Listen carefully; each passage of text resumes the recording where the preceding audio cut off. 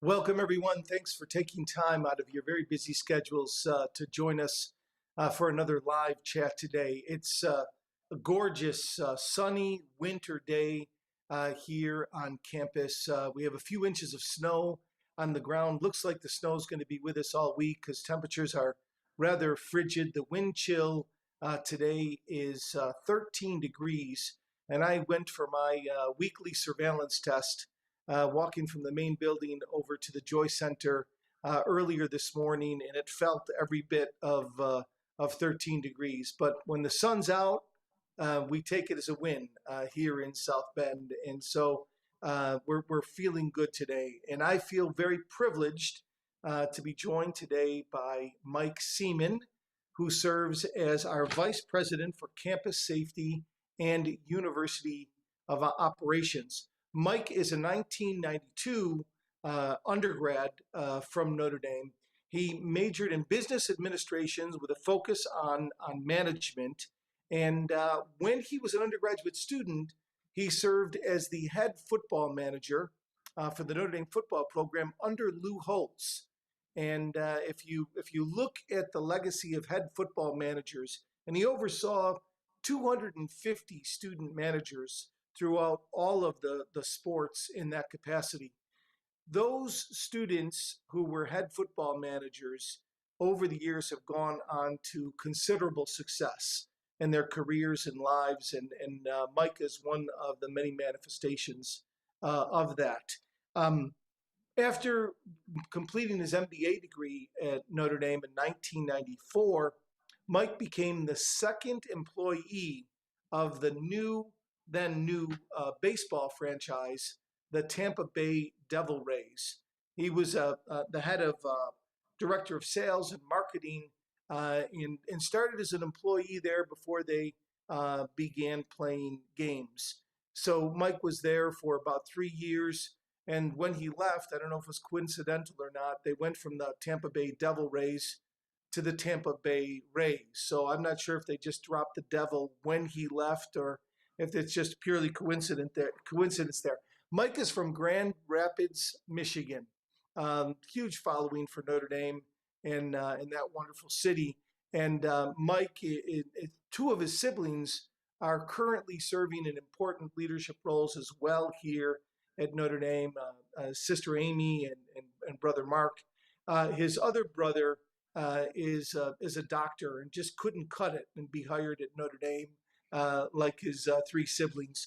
So we're thrilled to have Mike here. And before we get into your many and important responsibilities here, Mike, tell us a little bit about your Notre Dame story. How did you come to Notre Dame, and tell us a little bit about your undergraduate experience and the impact that it's had on your life. Thanks, Lou, and thanks for having me. It's great to be with you, and thanks for the introduction.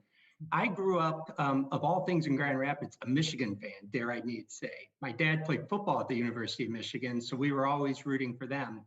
It wasn't until about my junior year in high school at Catholic Central where I started getting serious about where was I going to study. And there were three things that stood out for me that were important to me. Certainly academic rigor, the size of the institution, the size of the school, and the Catholic tradition. Those were three things. And it was hard to deny it when you're a junior in high school that Notre Dame had all that and then some. So I came down and did my college visit with my mom and dad and proclaimed in the bookstore at the end of it, that's where I'm going to go to school. I found my home. And so it was a great transformation and a transformational process and one of the best decisions of my life, clearly. So was here, loved it, lived in Dillon Hall 4 years. And as you said, I'd gotten involved with the football program and Coach Lou Holtz. And it was one of the best 4 years of my life. And so what was it like? So when you made that break from Michigan to Notre Dame, was it hard back in those days we played Michigan every year? Was it hard at first to root against Michigan, and how did your dad deal with all that? I was okay. I still remember freshman orientation. And remember there was always a session in the Joyce Center where it was one of the last sessions you were with your parents before they left. And they had the marching band, the cheerleaders, and Coach Lou Holtz came in to give a little talk to everybody. And I looked at my dad and I said, how you doing over there? He goes, oh, Toto, we're way behind enemy lines right now. And it was just this whole manifestation, but it quickly, it did not take long to fall in love with Notre Dame. And I'll even say this to this day, my dad and my mom, both who were rooted in Catholic education, he was professional Catholic education his whole career. We knew that this was the right place for me, our family, for them. So it was a quick transition, but that first game or two, I think for my dad was a little bumpy. That's beautiful, because your blood is so much in the bricks here of Notre Dame, and you're such a Notre Dame person. Even people who work with you every day and have for many years forget your Michigan roots. You're a little bit like Saul, who fell off the horse and was converted here, and then to go to work for the football program, your arch nemesis there in Lou Holtz. You've got to have some good Lou Holtz stories. And could you share one or two with us? No one's ever referred to me as the Saul story, but thank you, Lou. We'll see if that sticks. Well, first, I think I have to consider Coach Holtz my first boss and my first mentor, and what a great teacher and mentor, and a lifelong friend. And so I learned so much from him: time management, multitasking, how to anticipate, how to adapt, how to work with complex teams. So what a great mentor. And Lou, as well as anybody, or Coach Holtz, is that he has a great genuine love for people and a deep love of Notre Dame. So what better way to start? I think one of the stories that jumps in my mind that I always remember of him, my senior year was the fall of '91, and our very first game was against Indiana, against IU here in South Bend. And it happened to be, Lou, the very first game of the NBC contract, the very first game. And Dick Enberg and Bill Walsh called the game for NBC. And we were fortunate, and my job as a head manager during those days was Coach Holtz would send in the play. And so I would write the down, the distance, the play call, and the results so that they could match it up to the game film that night, the next day. So I was always close to him on the sideline, and we were really beating Indiana bad. And fourth quarter, the game was out of hand. And our All-American punter and kicker, Craig Hentrake, Coach Holtz called for a fake punt. I mean, we won this game like 42-24 or something. And so the game was a blowout. He calls a fake punt, and sure shooting, Craig goes down the sideline 70 yards untouched. And even the stadium kind of like gasped and said, why did he do that? That seems a little excessive. And you remember Holtz had that double ear set headphone, and he was right near me, and he turned, and I just happened to be there. And he looks at me and goes, Mike Seamon, I bet you want to know why I ran that play. And I said, Coach, you call the plays, I just chart them. This is how this goes. You call, I chart, I don't question. He goes, no, you want to know why I ran that play. And it's at that moment, I think he was talking to the whole stadium through me. He had to tell somebody. He goes, Michigan saw it. We were going to Ann Arbor the next week to play Michigan. He goes, they're going to spend all their practice time this week defending it, and we're not going to run it. And he turned and walked away. And I said at that minute, he wasn't coaching against IU. He was already coaching against Michigan. And so talk about anticipation and positioning and just thinking ahead. That summed up Lou Holtz to me in a nutshell right there. That's a great story, and it shows what an incredible leader and visionary he was as a coach. And as you know, Lou's wife Beth died recently and is buried here at Cedar Grove, and where Lou will be buried next to her. Hopefully, not for many years yet, but he always was fond of saying, he had all those witticisms, right? That it would be appropriate because the Notre Dame alumni buried him many a Saturday before, with criticism. So it's a great story. Tell us about your startup. So you go to work to start up a whole new franchise. Very few people have had an opportunity to do something like that. You're there for almost 3 years before Notre Dame comes calling. What was that experience like? What did you learn, in kind of managing and building something from scratch? Yeah, it was an interesting time, and it was an unforeseen opportunity. So I had met Vince DeMoli, Notre Dame alum and grad, and friend of the university, and I met him through Lou Holtz, and so they were friends, and so that's how that introduction been made. And as I was doing my MBA and interning for Dick Rosenthal, our athletic director at that time, Vince was always trying to bring Major League Baseball to Tampa. That was his vocation, his professional vocation in life was to bring Major League Baseball to Tampa Bay. And he kept saying, we're going to get a team. We're going to get a team. And Lou, you knew Vince when he was alive as much as anyone, just resilient and tenacity and vision. And Right. so it just correlated. I graduate MBA from Notre Dame, and he and his investment partners got the franchise, the 29th franchise from Major League Baseball. And I'm 24 years old. And he says, "How would you like to come and be the second employee of the Tampa Bay Devil Rays?" The first employee was also a Notre Dame grad. John Higgins was a Notre Dame undergrad and a Duke Law grad, and he was the general counsel. So you had three Notre Dame people deep in the heart of Florida. And it was great. It was fascinating. We had 4 years until the first pitch in Major League Baseball. So it was getting naming rights and developing a merchandising line and selling season tickets and suites 4 years before people were going to use them. Wow. And so you're really trying to like sell this idea. And to be 24, 25 years old, it was just fascinating. And it was one of the best experiences until one day I got a call from Notre Dame out of the blue and said, "Would you consider coming back here for the job?" And Dick Rosenthal and Joe O'Brien, God rest his soul, who just recently passed, had asked if I would come back and think about this job. And it was almost like your first love calling you and asking if you wanted to go on a date again. You're like, I don't Yeah. know. We dated, it was great, but now I'm kind of doing this new thing in my life. Right. But it was Notre Dame. And I have to give my parents credit, both of them, but particularly my dad, who I consider my best friend in life. Again, like I said, Catholic education. He said, "Mike, you should just listen, because how many opportunities in life can you do what you've been trained academically to do, business, in an environment that is rooted in Catholic faith, that can also touch and be a multiplier effect for so many people's lives?" Right. And that opportunity doesn't come around much. Think Yeah. about it, pray about it, reflect on it. And I did. And he was right. And my mom and dad were both right. And it was just a wonderful opportunity to come back home. And here we are 24 years later. And Yeah. that I still attest. There's a couple decisions in your life that make all the difference. That's maybe the best decision I've ever made in my life.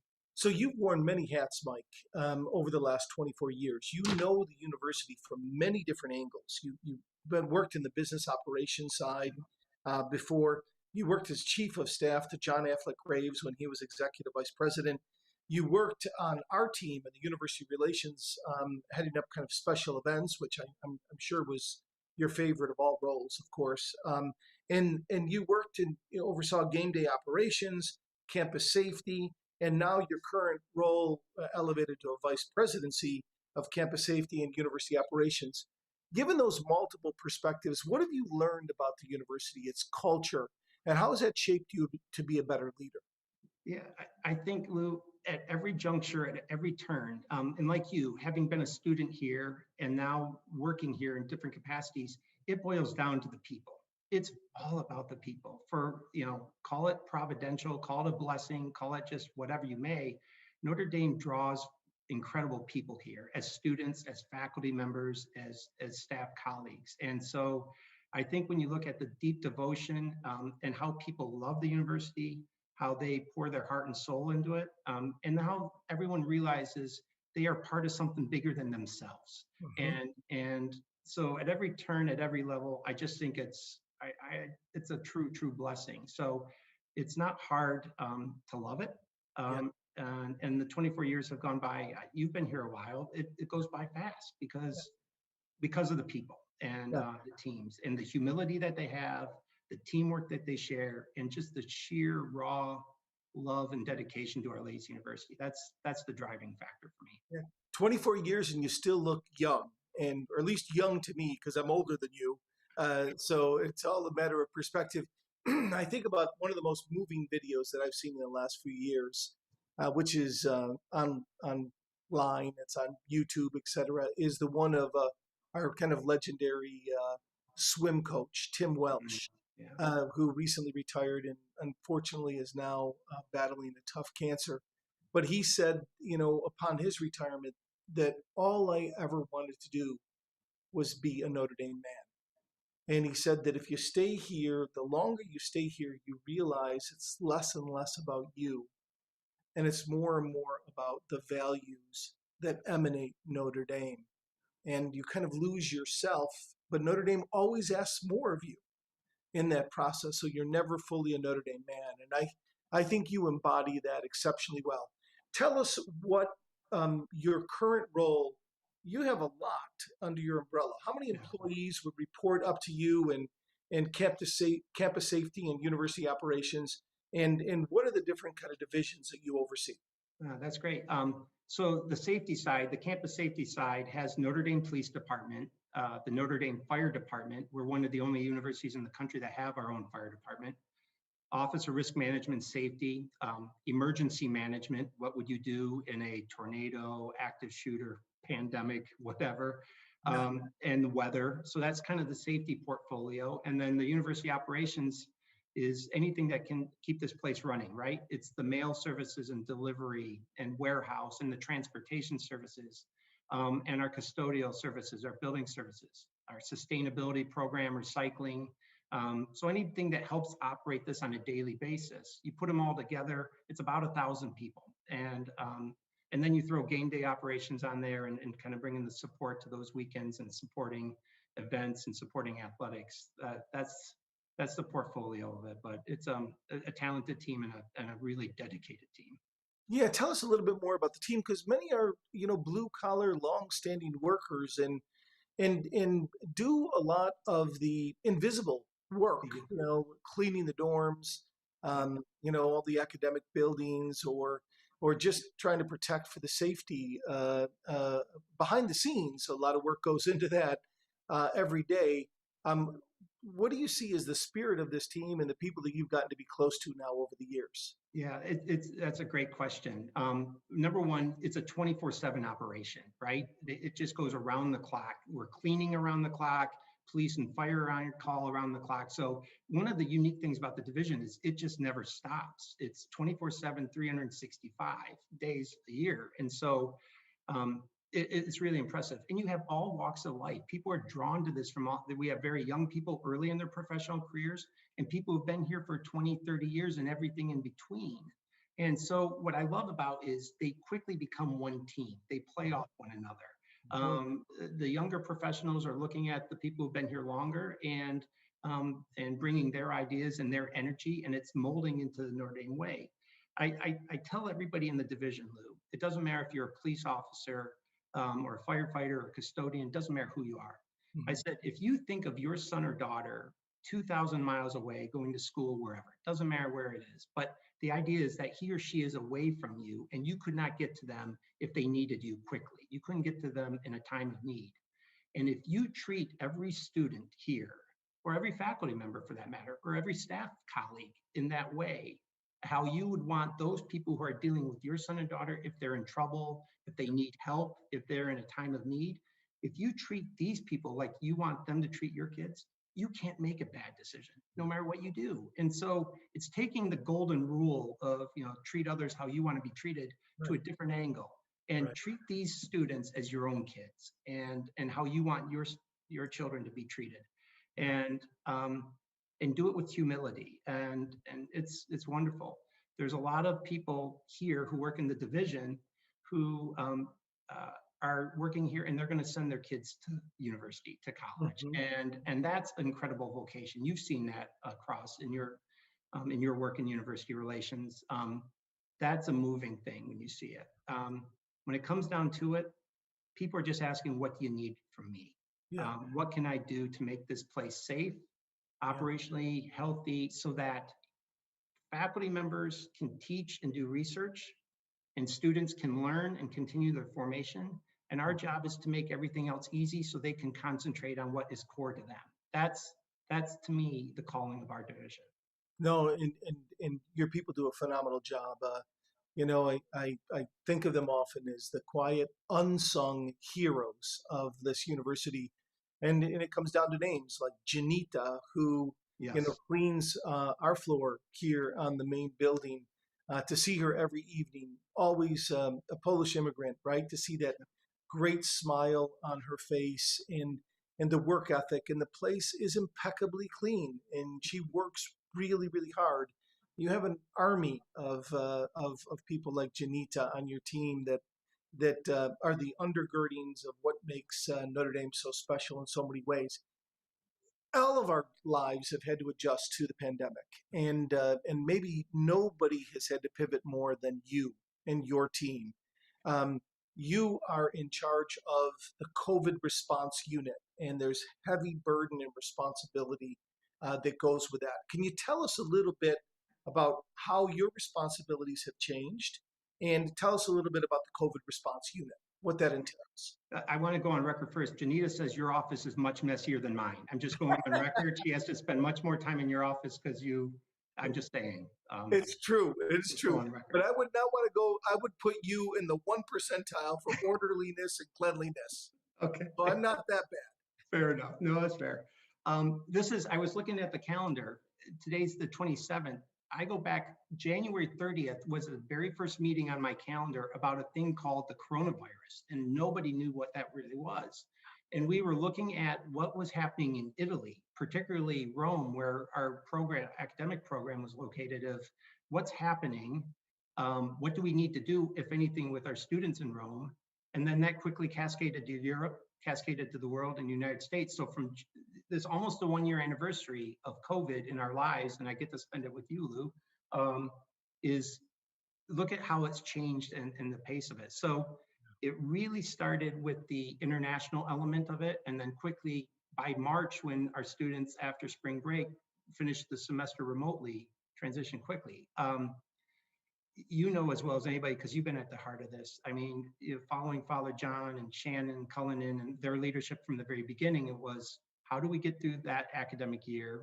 And then when Father John set out the vision boldly, and I just absolutely loved it in May, to say, we are aspiring to come back in August, in-person learning, and this is what we as an institution are going to aspire to. We knew that we had to step up and help make that happen in a safe and healthy manner. So what we also knew at that time, Father John had this pegged, Shannon certainly had this pegged, was that an institution as big and as complex as a university like Notre Dame could not be able to rely on the county health department, the state health department, or others to help navigate COVID. We certainly built partnerships with them and rely on them, and they've guided us, but we knew we were going to have to teach the fishermen to fish. We were going to have to do it ourselves. So we created the COVID response unit, which now we affectionately call CREW. Yep. And it was, again, with the help of the county health department, Dr. Mark Fox, you know quite well, has been an invaluable help to us. With our partners at Cleveland Clinic, Rush Medical, and others, helped build this plan where we built our own testing center with our own testing. I remember Shannon said to us, Shannon and I were in a meeting, and he goes, we have to find COVID tests so that we can test all of our students when they come back, or we'll never be able to open. So it was like, how do we find the test? How do we work the supply lines? We built our own testing center. We built our own contact tracing team, our own quarantine and isolation team. We developed our own COVID hotline number for faculty, staff, parents, everybody, and our daily care and concern team. So we built a team of about 65 people in May or June, trained them up, and through the course of the fall, and here we are, that team has probably swelled and grown to 450 people. And we were doing things over the summer. We had to find 10,000 gallons of hand sanitizer. We had to find 75,000 face masks. The list goes on just to be able to support and bring our students back. And it was a blessing, but it was a fast-paced, never-ending, quickly moving target.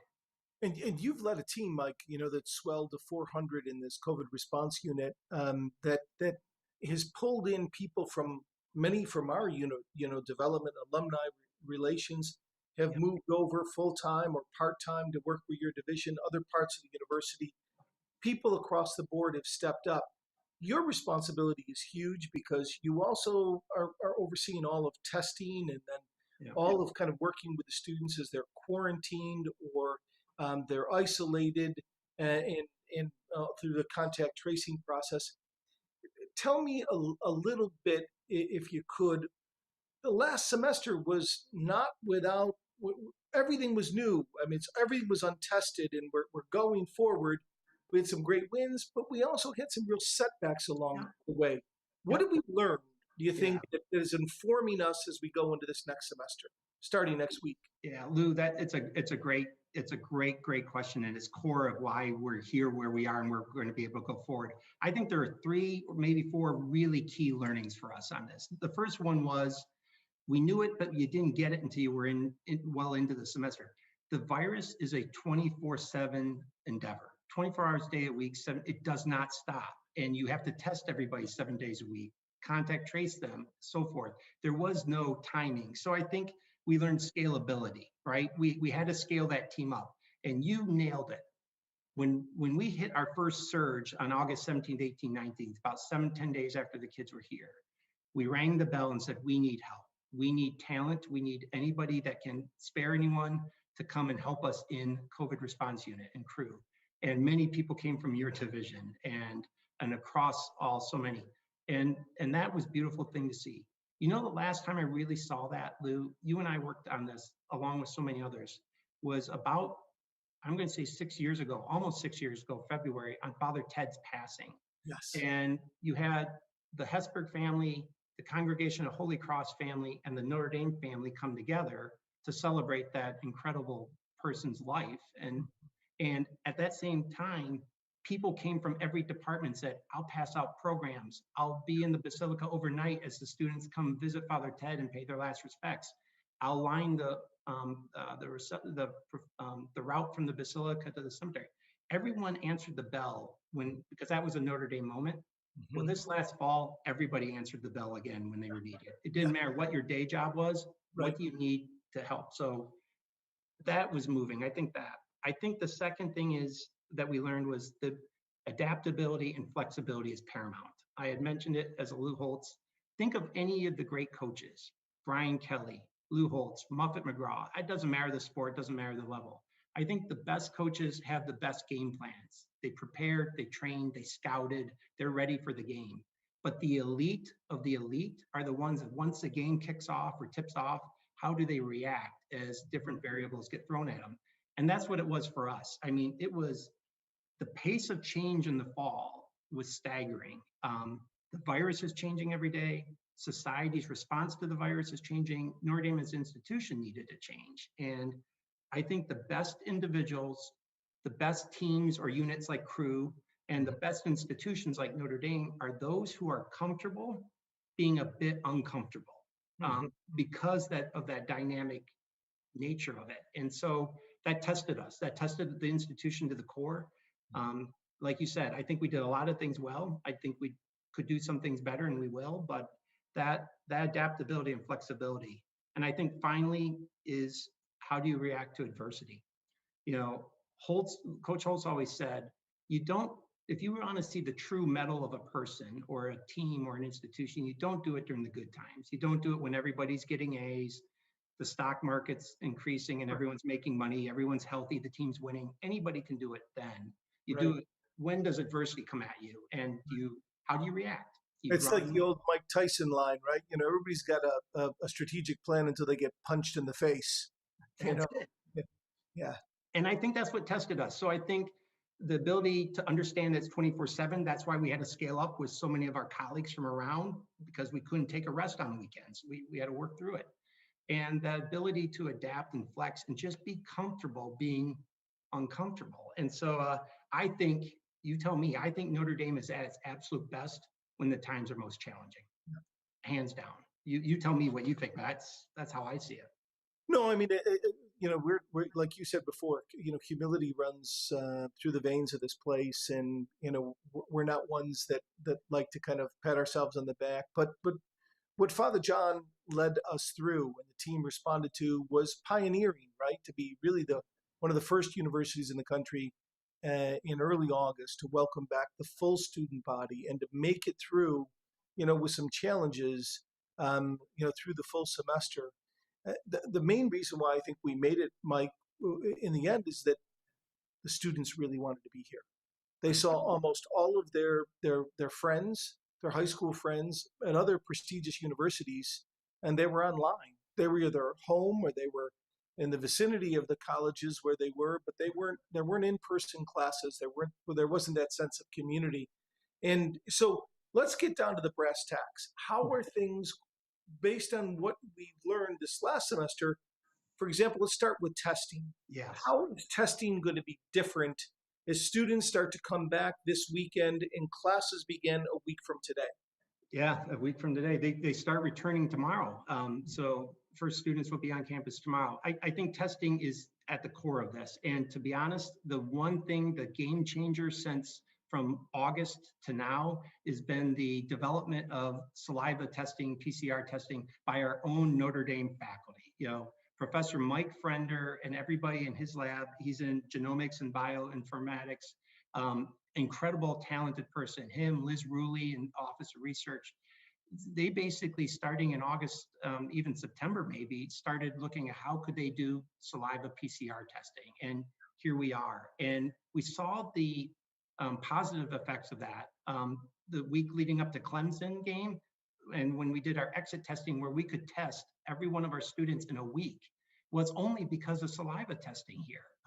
The volumes and the turnaround time for results Lou, it's just hands down the biggest thing that's leading us to be in such a good position here as we get ready for the spring. And so if you look at last semester, we did about 110,000 COVID tests of pre-matric, diagnostic, and surveillance. And we're gonna kick that door down this semester. So as the students start coming tomorrow, we will be testing all of our students before they go to class. They'll be tested and resulted before next Wednesday.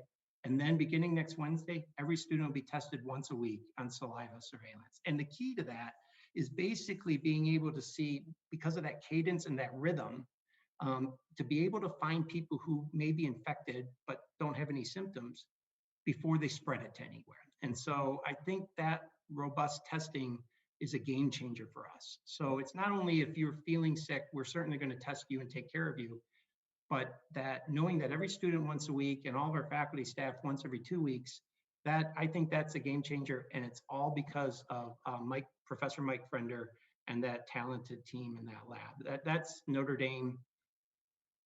That's Notre Dame research at its best. It's the manifestation of what's as much, but I think it's incredible. So yeah, that's a huge breakthrough, right? I mean, they set up their own testing lab where they're able to run the results the very same day, hours after your test, right? Is it McCourtney Hall, I think? Yeah, it's right in McCourtney Hall. The whole lab is there, and they're running next week they're going to run 3 shifts to be able to get all our students in, and then they'll run 7 days a week. So help me to understand this, see if I get it right. So you get your saliva test, but you get a relatively immediate result back from. If you test negative on that on a weekly basis, for example, for the students, you're fine until the next week. Yep. If your test comes back positive, then do you immediately go? Yep. What's the next steps? The PCR test and isolation, or Yeah. So what we'll do is, so you'll come in and spit on one day, and by the next morning you'll have your result. Okay. And like you said, if you're negative, we'll see you the very next week. And we're still going to do random surveillance testing on top of that. So think of a specific work unit or maybe some floor. Yeah. Like we're going to have you, Lou, you don't know it yet. We're going to have you test 5 days a week. Just to let you know, every day you're going to be randomly selected. So there it is. But if you test positive, we're going to extract you and get you right into our isolation spaces, all the places that we're managing. And just take care of you and connect you with the docs and UHS. Our daily care and concern team will call you every day to check in on you, both your physical health and your mental well-being. Mm-hmm. And then we'll support you and get you back to health. But the idea is if you're positive and you don't even know you're positive, to get you out of your class, out of your dorm, out of your friendship circles so that it doesn't spread. So this is a huge breakthrough because last semester, especially the first half of the semester, we weren't doing anything close to this. We did it, in November, at the end of the semester, as you said, leading up to the Clemson week. But now that I think this will help us stay on top of and control the spread of the virus through this weekly surveillance testing and everything beyond that, the diagnostic testing that goes on by cause as well. Recently the announcement came out, and I don't know how much of a concern this was to you, but the University of Michigan athletics program shut everything down for 2 weeks. I think their men's and women's basketball team are both doing incredibly well this year. No practices, no weightlifting, no conditioning, nothing. I mean, shut down for 2 weeks because they found this new variant strain that is more contagious. and they're trying to curtail that and immediately. How concerned are you about the variant strain here within our own student body, and what precautions are we taking? Yeah, that's a great question. Certainly, it has our attention. It has everybody in the health and safety industry's attention, including higher ed. So, if regardless if it's the UK variant or the one from Brazil or South Africa, everyone's keeping a close eye on it.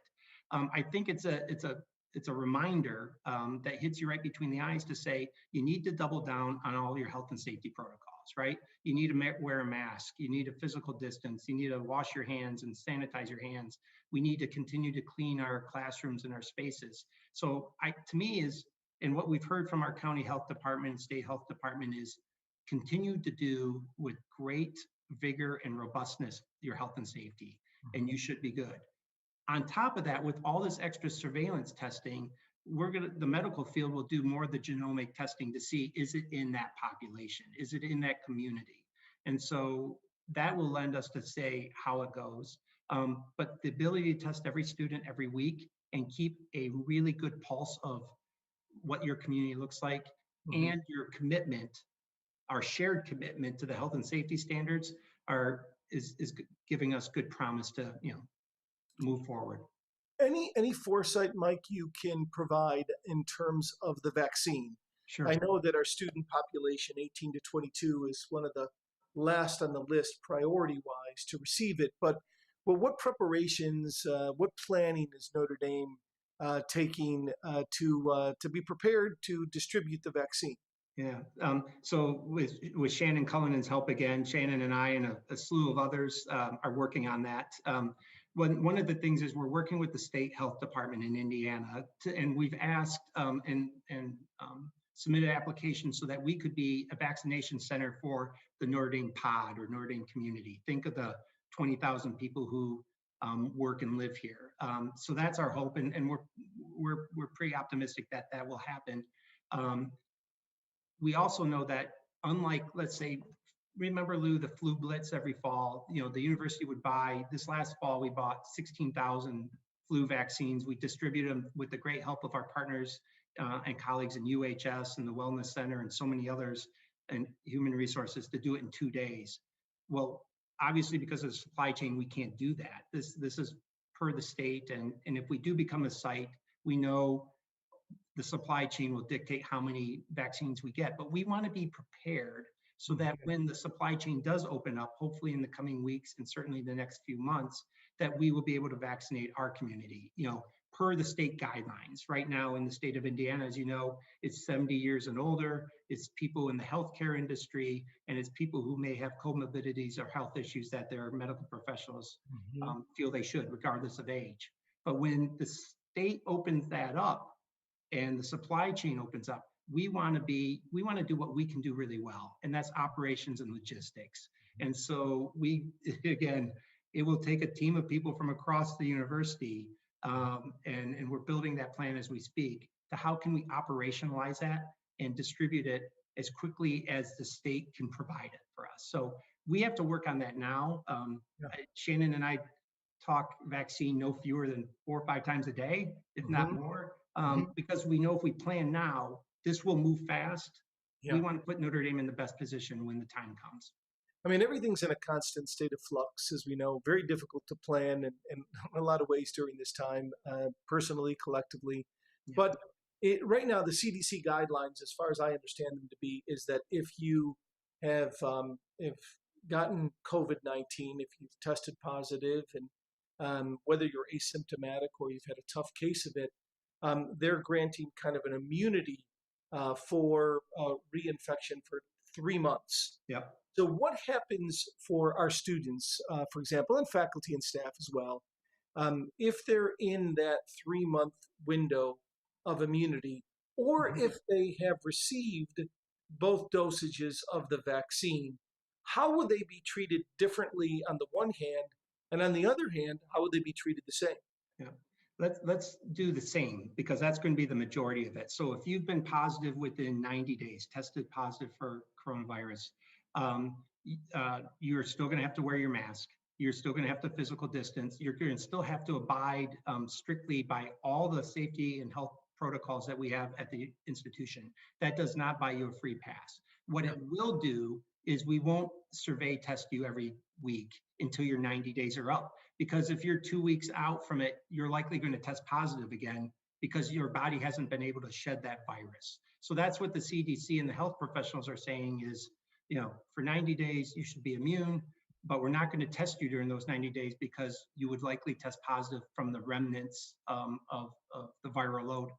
But all the safety and health protocols you're in, and if you have been vaccinated twice, you're still going to have to adhere to our safety protocols because the vaccine is in such an early stage. I might be vaccinated and get the virus, and I won't get sick or I won't get as sick, but I could still give it.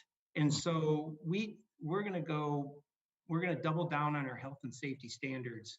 And regardless if you've had it or you're vaccinated, you're going to still have to adhere to all that. Because Lou, you know this, we're all in this together.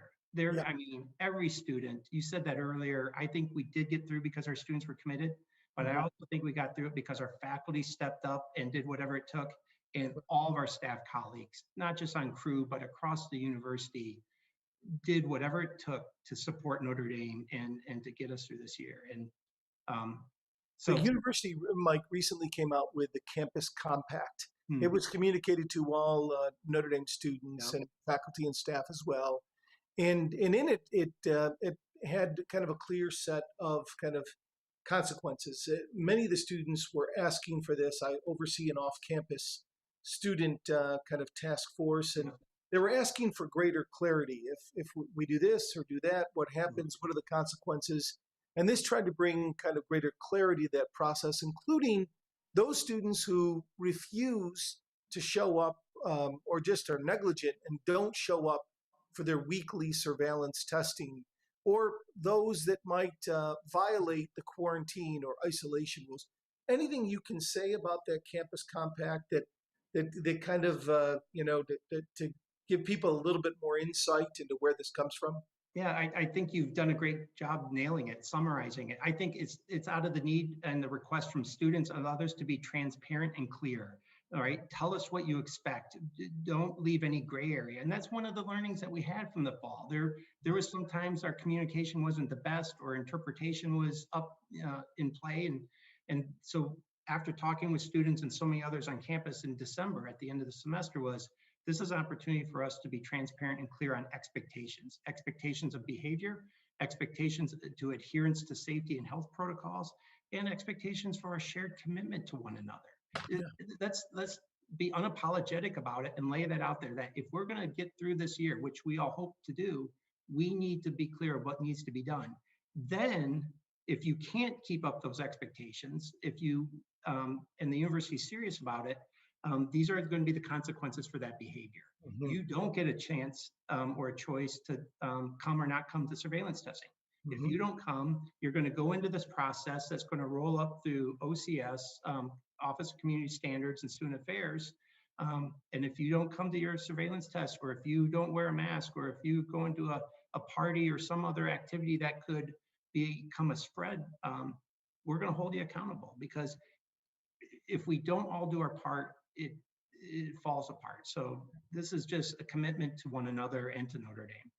One final question, Mike. This has all been very helpful information, but what, as we begin this next semester, and what is going to be some dire months? I mean, we're going to have some cold days in February and March, and students aren't going to have the same accessibility to the outdoors, perhaps, as they did in September and October. What is your greatest concern as we go into this next semester, and what gives you most hope? Yeah, my greatest concern, I think you're spot on, Lou, is the first month. It's the first month back. It's been 10 weeks since these students have seen one another. It is cold in South Bend, as you said at the beginning of this. And so there's a lot of indoor activity. It's going to be tough. So that's the most concerning thing, but I actually think we're poised to handle this head on and do okay. What gives me great hope is not only this semester is the inverse of last, the weather's only going to get better. the vaccine development is only going to become more robust. Our testing platform of surveillance of weekly testing, that will really take root and take hold in the first 2-3 weeks. Certainly there's going to be curveballs that we can't see that we're going to have to adjust to along the way, and that's fine. But I really feel like your point of students want to be here. They appreciate everything that everyone has done to make that possible, and we won't fail them, and I don't think we'll fail one another. Terrific, Mike. Thank you for your extraordinary leadership. Thank you for the way that you've adapted and your team has adapted to meet the challenges of this unique time in our lifetimes. And I'm confident with people like you playing leadership roles that we're going to be able to manage this and do well by our students. Next week, I want to invite everybody to join us again at noon. We will come together next Wednesday. Doug Marsh, who is the Vice President for Facilities Design and Operations and the University of Architect, is going to talk a little bit about the campus plan, different projects that are emerging on campus, and some things for you to see when you are able to make it back to campus. We always close the session with a Hail Mary, and we invite you to join with us. Let's offer the Hail Mary today for two purposes. One, it is the kind of Right to Life week, so we want to pray for all those who are unborn and their mothers, their parents, and then we also want to pray for our students as they return to campus and this whole effort to try to build a safe and secure environment and a great learning environment during this time of pandemic. And so we offer these prayers through the intercession of Our Lady. Hail Mary, full of grace, the Lord is with thee. Blessed art thou among women. Blessed is the fruit of thy womb, Jesus. Holy Mary, Mother of God, pray for us sinners now and at the hour of our death. Amen. Take care. God bless. Go Irish. Thanks again, Mike. Thank you, Lou.